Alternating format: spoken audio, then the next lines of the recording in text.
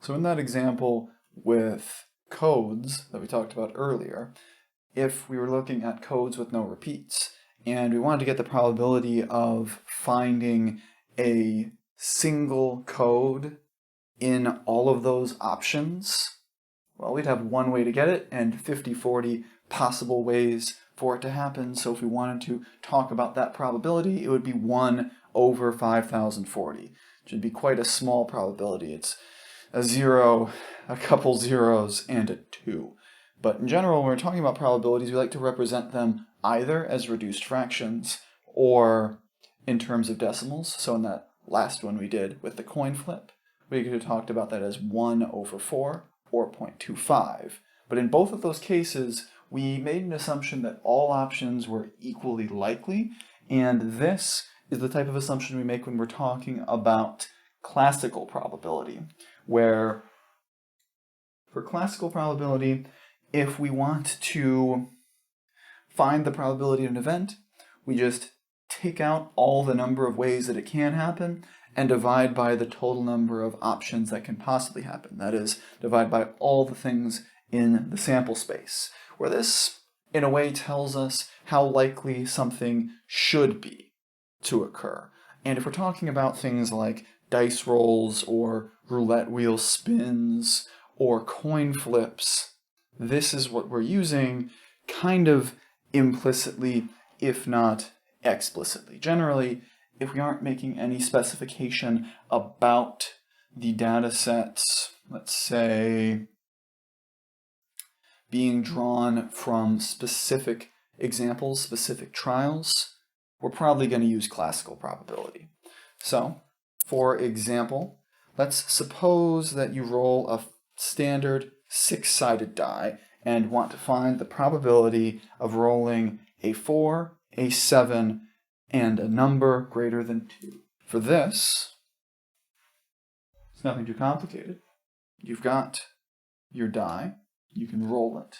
So in that first case, if you want to find the probability of rolling a 4,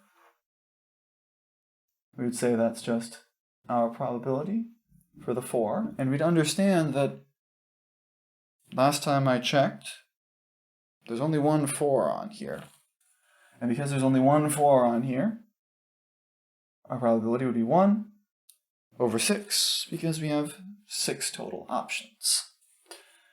So, that's our answer. If we wanted to, we could also write that as the decimal 0.167 rounding to 3 places. Technically, it's 0.166 repeating, but 3 decimals is usually enough, and that's usually what we round to. For our second case, if we want to find the probability of rolling a 7, again, we're assuming that this is a fair standard 6-sided die, and I've never seen the number 7 on a fair regular 6-sided die. Could be my loss there, but presumably that doesn't happen. And if something doesn't happen, well, there's no outcomes for it. Nothing in that event. So we get a probability of 0. Where, if we want to, we can also represent these things as percentages, and sometimes we will do that, but there's nothing to representing 0 as a percentage, it's still just 0. And this is the probability that we reserve for things that are impossible. Not things that are unlikely, but things that can't happen. They get probability of 0.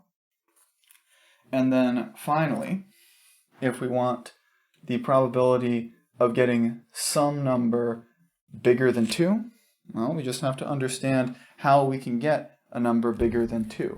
That, for this, we can end up with a 3, a 4, a 5, or, if we really want it, a 6. But the point is, 3, 4, 5, or 6, those are all equally good choices. So we have 4 out of 6, which I'll mention for future reference when we get on to, I think it's 3.3. This is kind of 1 out of 6, or 1 out of 6, or 1 out of 6, or 1 out of 6, 3 or 4 or 5 or 6. Something we'll see later, though. Point is, we can call this 2/3 or 0.667 is a decimal, or about 67%. However we want to represent this, any of those is a perfectly fair representation of what happens here.